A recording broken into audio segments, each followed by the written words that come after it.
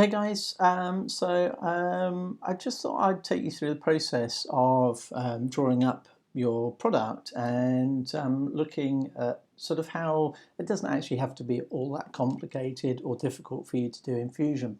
I'm just going to get rid of that stuff there. That's just a bit of something I was messing around with earlier. So the main thing is to start with a profile. I think it's probably almost certainly how I would do it. So remember, obviously, if I draw here, I'd be in like a top view. It's going to be more useful for me to be in a front or a right view, to be honest. So I'm going to go ahead and click front view there. And then when I draw my profile out, I'd start it really as a line and then add a thickness to create a closed profile. So if I take, for example, I'm going to start with a circle. Obviously, you need to have a feel for the size and scale of what you're creating at this point already. So I'm going to go ahead and make that about the equivalent to about 6 inches, which would be 150 for my size there. And then my profile is also going to have a line that projects out to the right hand side. Sorry, I'm going to delete that. I'm starting my line out. Actually, I might as well start it on the origin, because then I can snap it to the grid and I can put in my length. So the overall length is 350 from the center there. I'm going to increase that to 400. And I've also got a line that runs, sorry, just escaped that.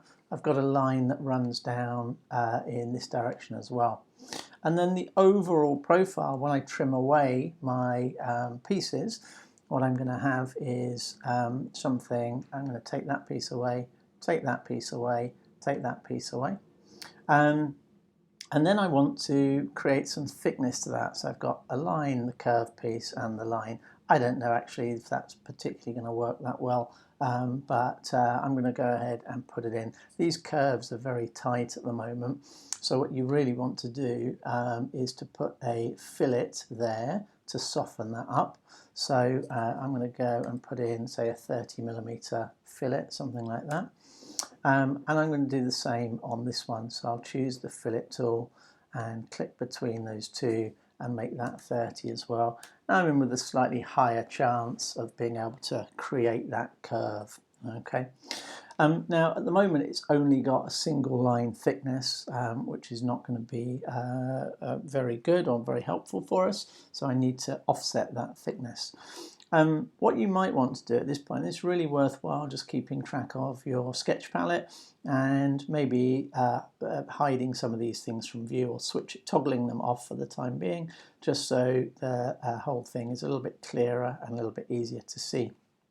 All right, so now I'm going to go ahead and press my O for offset, and I want to select the whole thing. You can see in this case it's all selecting in one go. Sometimes you might have to click on the individual areas to make that happen. Here comes my offset then, and the offset is the thickness that I believe the thing needs to be. Let's say in this case it's a let's say for argument's sake it's 9mm, and as a general rule thicknesses tend to go, they often climb in multiples of 3 or multiples of 1.5. So 3, 6, 9, 12 is pretty common, but you can go in between that and find 1.5s and things like that. Now that profile as it is not completed, so I'm going to put my line in the end here and line here, and at that point I've now got a completely sealed profile, and from there I can go ahead and extrude it into my size. So as I pull that out to the depth that I'm aiming for, which is going to be 270 in this case, and I'll go ahead and click OK, and there you are. So there's component A for my product straight away. Okay. What I want to do with that is it needs to be added to some other pieces or other parts. So I'm going to draw up the components separately and then just assemble them in the normal sort of way. Obviously we can click on our appearance tool and anything is going to look more realistic if you start picking out the actual materials that you'd be using for stuff. And the other thing that makes a big difference on these things is things like filleting. As soon as you start using your fillet tool on surfaces like this, for example, and it puts a little radius, it needs to be fairly small, on all of those edges, all of those surfaces, so a couple of millimeters, something like that. When you zoom in, what you'll start to see is you get that reflection that on the edges. You get those different light levels pinging back at you.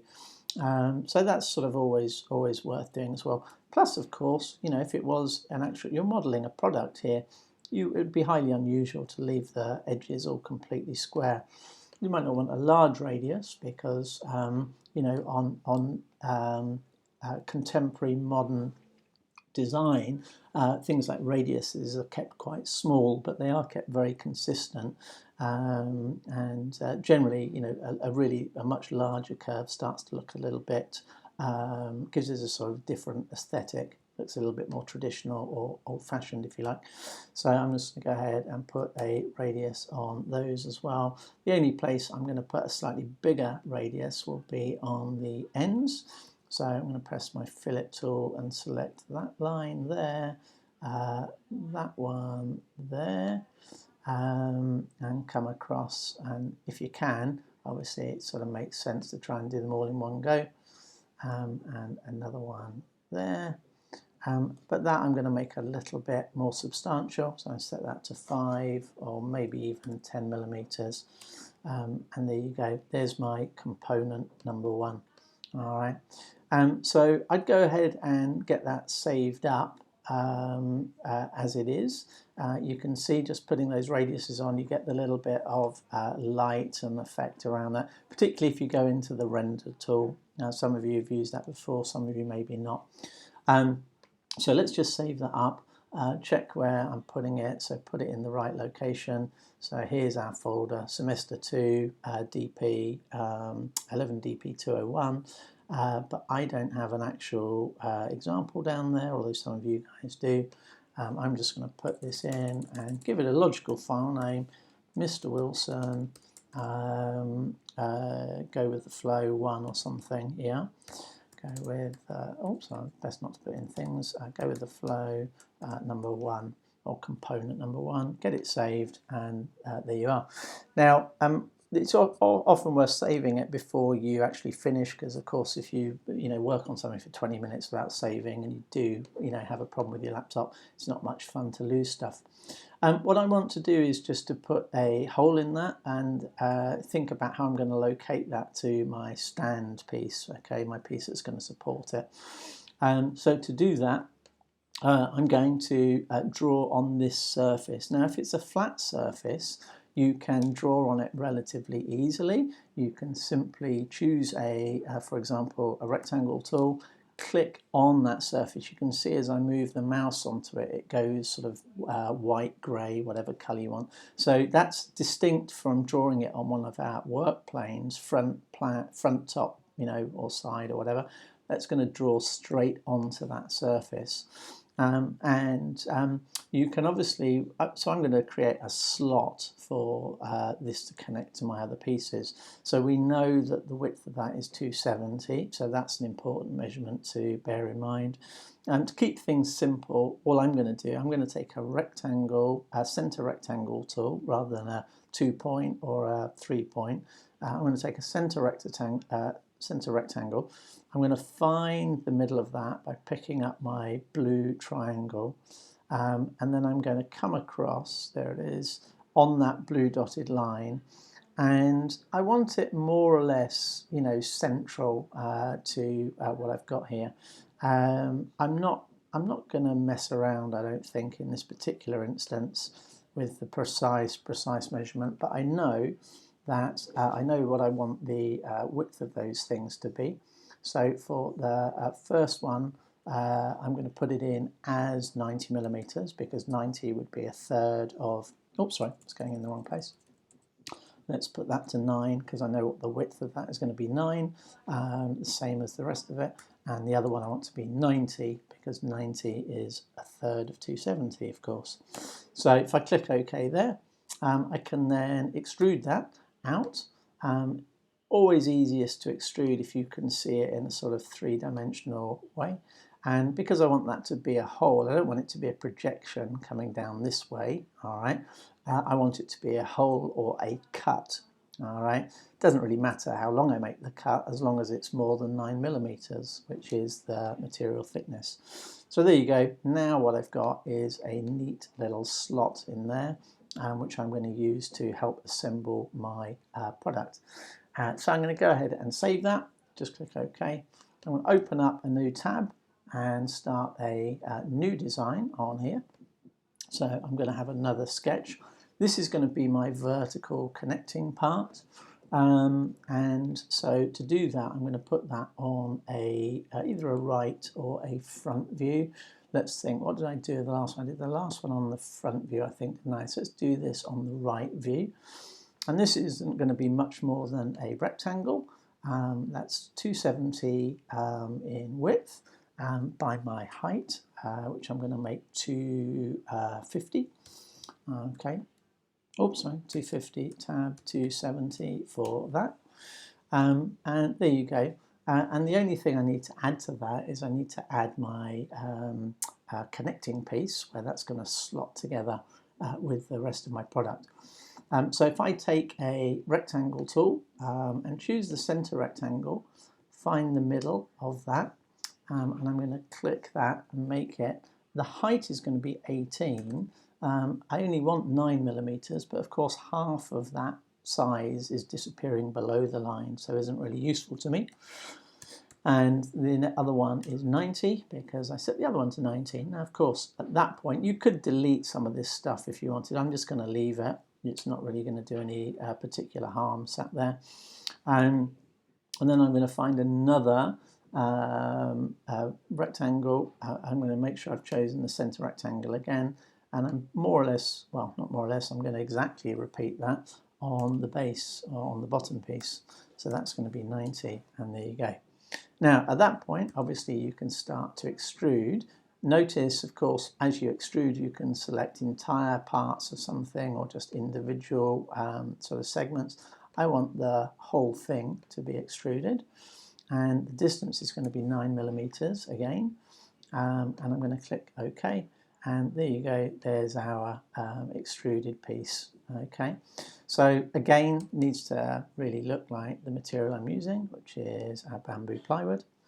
And then I'm going to go ahead and save that. Probably should have saved it before now, but let's do that. So Mr. Wilson, go with the flow 2, something like that. And make sure it's saving in the right place again. There you go, click OK, done. And then I'm going to have the third and final piece, and the third and final piece is going to be the base for my product. So I'm going to start again with a profile. I'm going to put it on the front view. I think that's where I had my initial one. And this time I want like a curved shape to things. So I'm going to draw out a rectangle, I think, first of all, and then add a curve. So or draw out even just a line would do. So if I click and pull out a line of length 300, we're going to go with, okay, and click there. And then I want to put a radius or an arc onto that. So I'm going to come in, choose the arc tool. Something like a 3-point arc is quite useful because you can choose the point you want the curve to begin. You can choose the point you want the curve to finish, and then you can choose the height that you want for the curve, which in my case is going to be something like that. All right. Again, if you want to turn the dimensions off so you don't have to see those lines, you can go ahead and do so. I am going to trim out that piece there, and I'm going to use my fillet tool, if it will let me, between there and there, for the same reasons we had before. If I leave it, okay, we had 30 on the other one, so let's go with 30 again, and I'm going to go between here and here and make that 30 as well. So that's obviously not a complete profile yet. I'd need to use my offset tool, same as I did on component number 1. I'm going to make it the same size, which is 9. Looks worryingly short, actually, this piece, but anyway, we can come back to that later on. Remember that I need to close those off before I can extrude, and then when I do my extrusion, I'm pulling that out to the same width as, oh, now that is wildly different to how I was picturing it. A good example of when you're doing things a little bit blind size-wise. Let's have a look. How massive? Oh, okay, all right. That wasn't how I pictured it. I pictured it being somewhat longer and more slender than that. But anyway, that's okay. Let's just, for the sake of speed, if you can describe this as speed, just motor on anyway. So this is probably the bit where, for some of you, you'll need to use a particularly new skill, and that's just the idea of constructing a work plane. So normally when we want a work plane, we go to select a sketch and we select a surface. In this case, what we're going to do is you're going to choose a tangent plane, and the tangent plane is going to be tangent to that cylinder or that conical surface. All right. So in there you can see, if I just wiggle that around, you can see how that surface is going to be tangent to our initial curve. So I'm just going to go ahead and click OK to that. It leaves the surface there, and then I'm just into normal choose your drawing tool, which is going to be an R. As soon as I select R, again it's offering me our normal 3 surfaces down here, but I don't want any of those. I want this tangent plane that I've just created.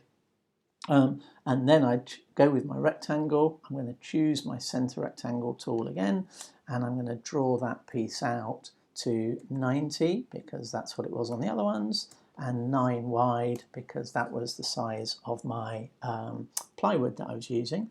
And at that point I can just extrude that, and of course I don't want to extrude up and pull anything out of there. I just want to cut through, so it goes that red tinge and it says cutting rather than joining.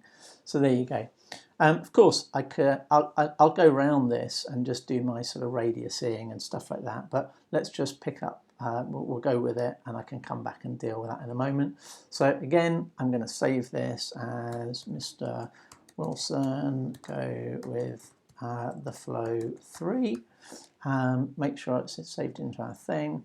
And then I'm going to do my assembly drawing. So I've got part A, I've got part B, and I've got part C. Big question is, will they fit together? Well, we're about to find out. So new drawing here. At this point, I'm going to want to go into my folder. Let's go back to here. Let's find our class group where I've been saving all this stuff. And what I should be able to do is, once that's opened up, just look and find my drawings, Mr. Wilson's 1, 2, 3. So let's put the base in first of all, insert that into the current design. Oh, probably need to just save this first, don't I? Otherwise it won't let me do it. So Mr.